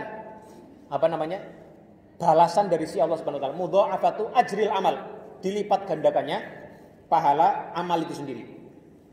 Itu yang pertama. Yang kedua, mengapa Ramadan adalah menjadi juga medan kita untuk banyak bersedekah dan beramal berderma. Yang kedua, karena hari Ramadan itu adalah syahrun yajudullahu fihi ala ibadihi birrahmah. Pada bulan Ramadan Allah Subhanahu wa taala menunjukkan kedermawanannya kepada hambanya. Kedermawanan Allah ditunjukkan dengan apa? Dengan berbagai rahmat yang Dia berikan, dengan berbagai maghfirah yang Dia berikan, dengan berbagai macam fadilah keutamaan yang diberikan, dengan setiap malam ada orang-orang yang masuk list bebas dari api neraka. Karena itulah kita sebagai hambanya mencontoh, mengambil ibrah dari kedermawanan Allah Subhanahu wa taala pada bulan Ramadan agar kita juga tingkatkan kedermawanan itu untuk sesama kita. Itu alasan yang kedua. Innama yarhamullahu min ibadihi ruhama. Karena Allah mengasihi orang-orang yang punya rasa kasih terhadap sesamanya. Ini. Alasan yang ketiga, puasa dan sedekah itu adalah termasuk di antara dua hal yang disebutkan dalam satu hadis Nabi sebagai dua hal yang menjadi penopang utama seseorang untuk masuk surga. Itu ada dalam satu riwayat, tapi mungkin tidak saya bacakan ya karena waktunya sempit ya. Tapi intinya itu. Kemudian ada beberapa jawaban yang lain ya. Antara lain pula adalah bahwasanya puasa dan sedekah itu sama-sama salah satu fungsinya sebagai penggugur dosa. Jadi kalau di sini ya dilakukan puasa, ditambah lagi sedekah, infak, derma, nah itu potensi kita mendapat ampunan Allah itu jauh lebih besar jika itu kita lakukan secara bersama-sama. Itu jawaban yang berikutnya. Nah, jawaban yang terakhir mungkin ini ya, ada beberapa hal lagi tapi ini alasan yang disampaikan oleh Ibnu Rajab bahwasanya sedekah itu bisa menutupi kekurangan puasa seseorang. Jadi kalau kita puasa ya mungkin kadang-kadang kita ketiduran, sholatnya terlambat, nggak ikut jamaah ya, atau kita mungkin WhatsAppan ya, ngirim-ngirim stiker yang sebenarnya mungkin tidak disukai oleh yang menerima atau menyinggung orang. Nah itu dengan sedekah, dengan derma, dengan infak itu bisa menambal kekurangan puasa kita. Itu juga sama fungsinya dengan zakat fitr nanti ya. Fa innahu tuhratun lis-shaimi wa tu'matun lil masakini. Ya. Zakat fitr itu adalah fungsinya untuk memberi makan kepada orang miskin dan juga membersihkan yang kurang dari orang yang berpuasa. Itu dari pertanyaan yang pertama. Kemudian pertanyaan kedua tadi tentang apa tadi Pak? Apakah bisa dilihat dirinya orang yang mendapatkan ampunan setelah Ramadan? Ya. Ampunan dan tidak ampunan itu masalah gaib. Ya, hanya Allah saja yang tahu. Tetapi seseorang bisa melihat indikator-indikatornya. Jadi kalau kita setelah Ramadan itu kita lihat indikatornya. Kalau dari setelah lepas Ramadan kita kembali kepada setelan awal kita, itu hampir dipastikan itu menjadi indikator besar kita gagal di Ramadan. Misalnya sebelum Ramadan kita banyak maksiat. Setelah Ramadan kita enggak melakukan itu. Tapi kemudian begitu selesai Ramadan kita mengulangi persis, enggak ada yang kurang dari yang kita datangi sebelum Ramadan. Itu bisa menjadi indikator besar bahwasanya Ramadan kita gagal. Karena itulah ya para ulama ya itu melihat ciri-ciri Ramadan yang diterima adalah apa yang terjadi setelah Ramadan, ma ba'da Ramadan, apa yang setelah Ramadan. Kalau setelah Ramadan dia mengalami peningkatan, nah itu indikasi dosanya diampuni dan amal Ramadannya diterima oleh Allah Subhanahu wa taala. Mungkin enggak maksimal, artinya enggak sama persis, itu wajar. Misalnya gini, kita kalau di Ramadan selalu qiyam Ramadan, tapi di luar Ramadan mungkin kita hanya bisa tahajud ya kadang-kadang seminggu cuma 2 kali.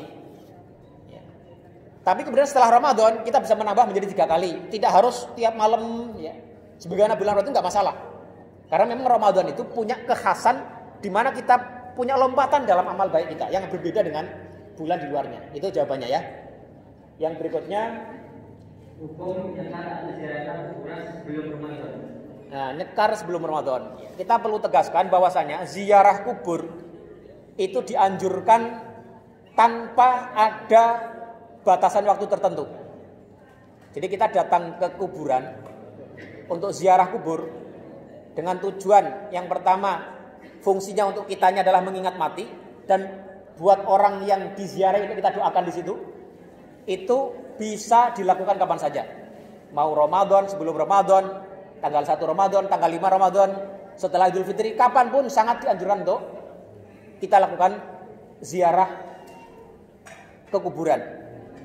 Nah, kalau dalam tradisi kita ada istilah nyekar atau nyadran kalau di kampung saya, kalau kita itu mau Ramadan, itu orang-orang berkumpul bareng-bareng kemudian membersihkan makam orang-orang tua kita yang sudah meninggal lebih dulu.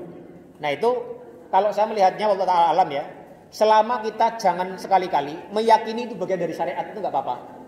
Ya udah, anggap sebagai tradisi. Memilih waktunya itu sebagai tradisi. Kayak kita nih, mengapa kita harus ada kajian setiap Sabtu sama Minggu sama Ahad? Itu kan tradisi saja. Nabi nggak pernah membiasakan kalau Sabtu pagi, Ahad pagi itu harus ada taklim. Nggak ada ajarannya begitu. Itu hanya adalah satu kebiasaan yang harus kita pisahkan dari unsur ibadahnya.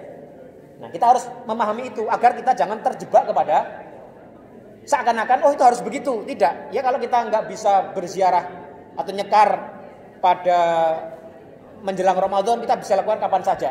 Ya, setelah Ramadan pun boleh, sebelumnya boleh. Jadi sekali lagi, yang penting adalah konsepsi kita. Jangan meyakini itu sebagai sebuah keharusan, sebagai sebuah syariat yang harus kita yakini.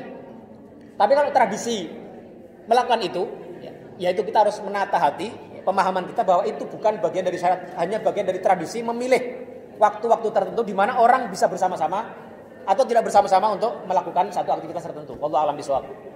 Ya, jelas ya Pak ya? Ya, yang lain? Baik, Ustaz. Oke, silakan yang mau bertanya Bapak Pria. Silakan. Terima kasih Ustaz. Apa yang disampaikan Ustaz hari ini sangat bermanfaat dan sangat menarik sekali. Terima kasih Ustaz. Yang berkaitan dengan pertanyaan kami Ustaz, mohon maaf dan maafkan kan suatu perbuatan sangat mulia ya Ustaz. Namun demikian pada awal bulan Ramadan ini biasanya berserikat-serikat baik di medsos maupun di kantor itu permohonan maaf itu hukumnya bagaimana Ustaz? Apa ada hadisnya? Terima kasih. Ya, terima kasih Pak atas pertanyaannya. Ini hampir mirip dengan pertanyaan masalah tadi. Kalau tradisi yang diajarkan Rasulullah SAW atau para sahabat, kita tidak menemukan adanya tradisi bermaaf-maafan khusus menjelang Ramadan, tidak ada. Tapi bermaaf-maafan sendiri itu adalah satu hal yang mulia yang seharusnya dilakukan sesegera mungkin dan kapan saja oleh setiap muslim yang merasa memiliki kesalahan dengan tetangganya atau koleganya. Itu yang pertama. Dalam konteks ini sekali lagi, bermaaf-maafannya tidak salah. Itu bahkan anjuran. Bahkan banyak para ulama yang mengatakan kalau kita mau masuk Ramadan, salah satu amal ibadah yang paling penting kita lakukan adalah bertaubat kepada Allah Subhanahu wa taala. Karena kita akan menghadapi satu momentum di mana di situ sangat istimewa sekali. Kalau orang sudah bertaubat, menyadari kesalahannya, mentekadkan dalam hati untuk tidak mengulanginya lagi, itu dia masuk Ramadan itu lebih nyaman dibanding orang yang tidak bertobat. Kalau kita gunakan cara berpikir ini sama juga dengan kesalahan kita terhadap sesama manusia. Kalau kita masuk ke Ramadan, kita tidak punya tanggungan amalan perbuatan buruk terhadap orang-orang sekitar kita, kan lebih nyaman juga. Artinya amal perbuatan Ramadan kita akan lebih nyaman lagi kita menghadapi Allah Subhanahu wa taala. Jadi sekali lagi, tidak ada ajaran khusus atau asar khusus dari Rasulullah dan para sahabat dan para tabi'in mengenai keharusan bermaaf-maafan. Tapi sekali lagi ya, kita anggap memilih waktunya itu bagian dari tradisi. Yang dilarang juga tidak bisa juga dikatakan bid'ah. Saya tidak terlalu setuju. Kenapa? Karena dia baik, tidak ada madharat sedikit pun. Selama itu tadi kita tata pemahaman kita. Itu bukan satu keharusan, bukan satu hal yang wajib kita lakukan, tapi adalah kita yang memilih momentum itu untuk membersihkan diri sebelum kita masuk ke dalam bulan Ramadan. Itu. Bisa dipahami Pak ya? Ya, terima kasih. Saat ini ada satu pertanyaan lagi dari Kamar kita. Assalamualaikum warahmatullahi wabarakatuh. Pak Ustaz, saya pernah kuliah di luar negeri, di mana pada musim panas siangnya panjang sehingga puasanya lebih dari 18 jam. Sehingga 2 tahun saya tidak puasa Ramadan. Lalu bagaimana cara membayar hutang puasa saya? Terima kasih. Ya, yang pertama begini. Ini bedanya umat Islam dengan umat-umat terdahulu. Dalam satu riwayat dijelaskan, dulu orang-orang sebelum umat Nabi Muhammad itu mereka mengganti-ganti waktu puasa. Jadi kalau waktu puasanya jatuh pada musim panas, itu mereka geser di waktu yang lain musim dingin, tapi ditambahi 10 hari. Nah itu mereka itu mengganti-ganti hukum Allah Subhanahu Wa Taala. Itu tercela sekali. Nah umat Nabi Muhammad SAW itu tidak begitu. Kalau puasanya jatuh musim panas, ya lakukanlah itu. Kalau misalnya tadi kasusnya di luar negeri dengan batas ambang waktu yang kalau memang menurut ukuran lazimnya manusia, dia tidak kuat kalau berpuasa 18 jam. Dalam konteks ini kita bisa mengambil rukhsah ya. Wa 'alal ladzina yutiqunahu tadi yang ada dalam surat 183 di ayat-ayat puasa itu. Bahwa kita bagi orang-orang yang tidak mampu atau merasa keberatan untuk berpuasa boleh menggantikannya dengan fidyah. Atau kalau dia punya harapan lain, waktu lain, dia boleh menggantinya di luar musim panas itu sebenarnya. Jadi kalau ada bapak ibu ya tinggal di luar negeri, ketemu Ramadan musim panas, bulan bulan Juli, Agustus, September itu panjang. Terus dengan bukan hawa nafsu mengukur bahwa dia tidak mampu kalau puasa sepanjang itu, dia boleh menggantikannya di waktu kapan saja sepanjang tahun itu. Nggak harus musim panas pula. Iya. Sama kita puasa sekarang di bulan apa nih? Maret ya. Terus kita batal, entah karena safar, entah karena sakit. Kita boleh memilih di waktu kapanpun sepanjang tahun ini untuk menggantikannya. Mau di bulan April, mau di bulan September, di bulan Januari tahun depan, boleh kapan saja. Sama dengan orang di luar negeri tadi. Mau Juli boleh, mau bulan Januari yang pas musim dingin yang pendek boleh. Jadi seharusnya dia tidak meninggalkannya, dia harus membayarnya pada tahun yang sama.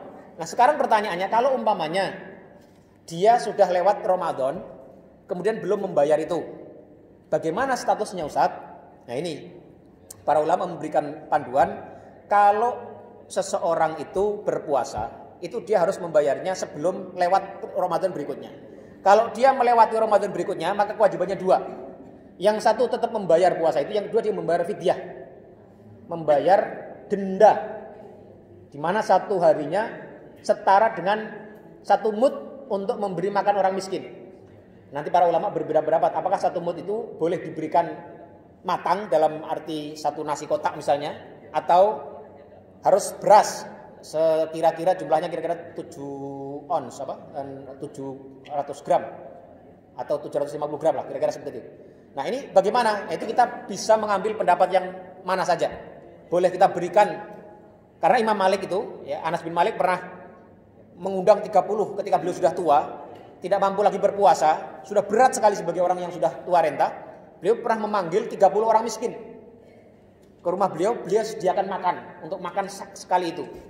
Jadi untuk menggantikan 30 hari puasa yang beliau tinggalkan itu memberi makan 30 miskin. Jadi bisa dilakukan seperti itu, atau bisa juga dilakukan 1 orang miskin hari ini Anda beri makan sekali, besoknya beli lagi, itu boleh juga. Yang nggak boleh itu adalah kalau membagi dari fidyah itu menjadi 2 misalnya, itu nggak boleh. Jadi 1 bagian minimal harus ke 1 orang. Ya jelas Bu ya. Jadi kalau Ibu tadi sempat meninggalkan puasa Ramadan dulu, alhamdulillah Ibu ingat saat ini masih ada kesempatan untuk menggantikannya.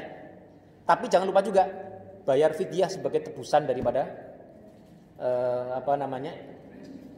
terlambatnya kita membayar puasa yang menjadi tanggungan kita. Wa alam bisawab. Baik, ada lagi Bapak Ibu yang mau bertanya, langsung silakan, atau ada pertanyaan yang sudah diisi. Waktu kita masih ada 4 menit lagi. Silakan Pak Ustadz Ilham.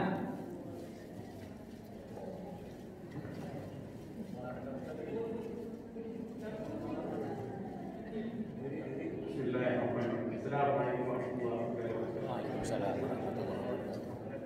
Ini menarik Ustaz, berkaitan dengan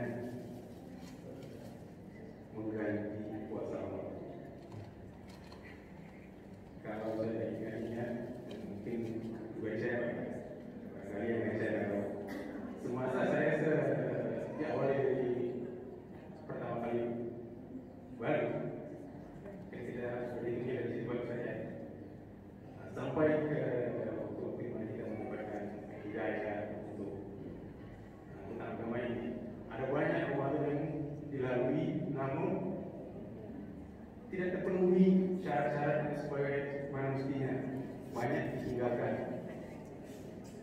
Ramadan, sholat, dan lain sebagainya. Berkaitan dengan penjelasan Ustaz tentang tertundanya Ramadan pada tahun ini dan tahun lalu, kemudian harus dibayar secara seperti yang Ustaz jelaskan, bagaimana hubungannya dengan keadaan kondisi yang saya gambarkan di depan tadi. Demikian Ustaz. Penjelasan saya. Terima kasih. Assalamualaikum warahmatullahi wabarakatuh. Waalaikumsalam. Jadi begini, tadi yang saya sampaikan itu adalah memang pendapat dalam satu mazhab fikih, ya, dalam mazhab Syafi'i. Itu orang kalau terlambat membayar puasanya itu ya harus menggantikan pada waktu lain dan juga plus fidyah sebagai tebusan atas keterlambatan itu. Tapi memang ada pula pendapat ulama yang mengatakan tidak perlu, dia hanya membayarnya saja. Karena dia yakin dulu meninggalkan, dia bayar sekarang. Tidak perlu ada fidyah karena memang tidak ada dalil yang secara spesifik yang mengharuskan kalau orang terlambat. Itu diambil kesimpulan itu dari hadis Aisyah. Aisyah itu pernah bilang, saya itu beberapa kali meninggalkan beberapa hari dalam Ramadan dan saya tidak membayarnya kecuali pada bulan Sya'ban. Di tahun yang sama. Itu artinya apa? Hadis itu memberikan gambaran bahwasanya seakan-akan hadis itu mengatakan harus dibayar sebelum datang Ramadan berikutnya. Nah, karena itulah para ulama beristimbat hukum. Mereka beristihad menggunakan akal pikiran mereka. Itu artinya kalau melewati Ramadan berikutnya itu ada kekeliruan yang harus dia bayar dengan cara memberi makan kepada orang miskin tadi. Itu istihad sifatnya. Kedua, mengenai pertanyaan tadi, mengenai orang atau kita misalnya di masa lalu itu kita tidak ingat lagi sudah. Tapi kita yakin ya, banyak sekali yang tertinggal dari Ramadan kita, dari sholat-sholat kita mungkin kita nggak benar. Apa yang kita lakukan sekarang? Kalau itu sudah jauh dan kita tidak hafal persis, tidak tahu persis, ya, mana saja bitakyin dengan jelas apa saja yang pernah kita lalaikan atau mana saja yang pernah kita lupakan, kewajiban kita hanya satu saja, Pak, bertaubat. Bertaubat secara nasuha, kita paham, oh dulu ya Allah, saya itu selama bertahun-tahun dari tahun 96 misalnya sampai tahun 2005 sebelum saya mendapat hidayah misalnya, saya sholatnya bolong-bolong, saya puasanya juga kadang-kadang masih menggibah orang, masih mencela orang. Ya Allah, ampunilah saya. Sudah itu aja. Dengan bertaubat sebaik-baiknya dan kemudian memperbaiki amalan yang di hadapan kita. Insya Allah ya, kalau kita tobat dengan benar-benar, Allah akan mengampuni amal kita yang masa lalu itu dan akan menerima amal-amal yang di hadapan kita. Allah a'lam bishawab. Ya. Baik, alhamdulillah.